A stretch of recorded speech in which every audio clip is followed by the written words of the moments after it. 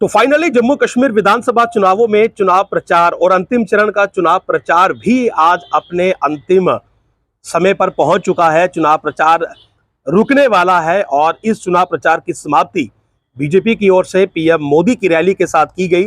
PM Modi ने कल बड़ी ही धमाकेदार अंदाज में रैली की और उस शैली में उन्होंने बात की जिस शैली में वो कभी जिस वक्त खुद प्रधानमंत्री का चेहरा थे पहली बार उस वक्त उन्होंने की थी।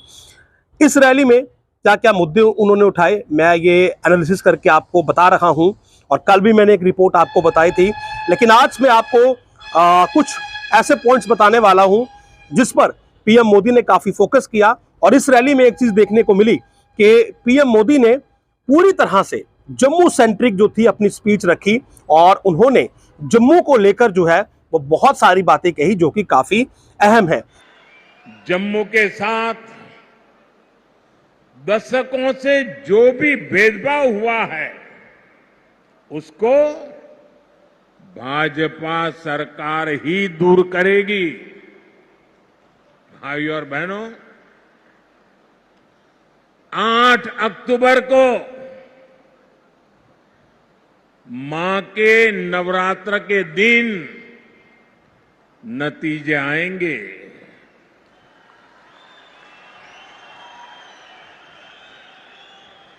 और हम सब तो माता वैष्णो देवी की साया में पले बड़े हैं और 12 अक्टूबर को विजयादशमी है। इस बार की विजयादशमी हम सभी के लिए शुभ शुरुआत वाली होगी।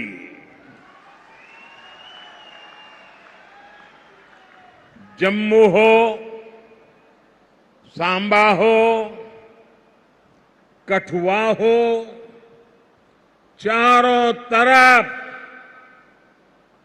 एक ही नारा गूंज रहा है, जम्मू की यही पुकार, आ रही है भाजपा सरकार।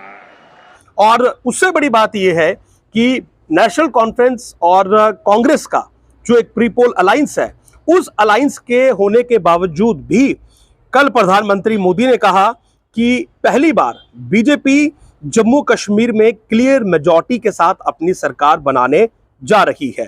प्रधानमंत्री मोदी ने जिस विश्वास से यह बात कही, कहीं ना कहीं इससे जो अपोजिशन पार्टियां हैं उनकी नींद जरूर उड़ी होगी कि आखिर इतना कॉन्फिडेंस कैसे। पहली बार जम्मू क्षेत्र की लोगों की इच्छा वाली सरकार बनने जा रही है।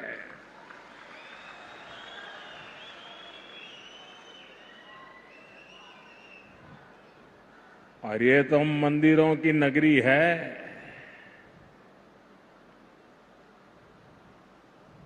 इस मौके को छोड़ना नहीं है, चूकना नहीं है। भाजपा की जो सरकार यहां बनेगी वो आपकी हर पीड़ा को दूर करेगी। भाजपा जम्मू के साथ हुए ऐतिहासिक भेदभाव को दूर करने के लिए प्रतिबद्ध है। लेकिन उन्होंने कहा कि यह पहला ऐसा मौका है जब बीजेपी क्लियर मेजॉरिटी के साथ जम्मू कश्मीर में अपनी सरकार बनाने जा रही है और ये बात अमित शाह ने भी एक रैली में कही थी।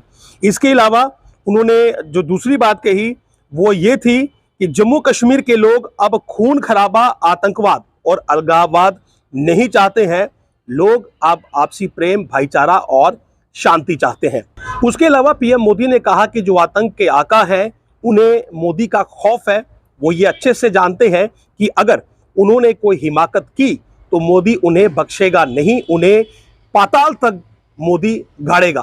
तो ये एक उन्होंने काफी विश्वास के साथ कहा और इसके पीछे उन्होंने जो एग्जाम्पल्स दी वो ये दी कि पहले जो लाइन ऑफ कंट्रोल है, जो इंटरनेशनल बॉर्डर है, उस पर सीज फायर वायलेशन होता था, गोलीबारी जो थी वो पूरा साल जारी रहती थी, लोगों का नुकसान होता था। लेकिन जब से उनकी सरकार आई सीज फायर वायलेशन बंद हो गया, गोलीबारी बंद हो गई, क्योंकि जो पहले सरकारें थी वो गोली का जवाब नहीं देती थी, लेकिन भाजपा सरकार ने गोली का जवाब गोले से दिया और इसके बाद सीमाओं पर अब शांति है। पीएम मोदी ने लोगों को यह विश्वास दिलाया कि वो लोगों की इच्छाएं और जरूरतें पूरी करने में कोई भी कानो कसर नहीं छोड़ेंगे और साथ ही साथ स्टेटहुड के मसले पर भी उन्होंने कहा कि केवल भाजपा ही स्टेटहुड का दर्जा वापस लौटा सकती है और लौटाएगी भी। साथ ही साथ उन्होंने, जैसा मैंने पहले कहा, कि इस अपनी स्पीच को पूरा जम्मू सेंट्रिक रखा। तो उन्होंने कहा कि ये ऐसा पहला मौका होगा जब जम्मू वालों की सरकार बनेगी, यानी कि जम्मू के लोगों की फेवरेट गवर्नमेंट बनेगी और इस मौके को जो है वो हाथ से जाने ना दे। यानी कि उन्होंने ये बात समझाने की कोशिश की कि इससे पहले जो सरकारें रही पीडीपी एनसी कांग्रेस की, वो कश्मीर सेंट्रिक रही, लेकिन अब ऐसा पहला मौका है जब जम्मू के लोगों की सरकार बनेगी, यानी कि भाजपा की सरकार बनेगी और इस मौके को अब हाथ से जाने ना दे।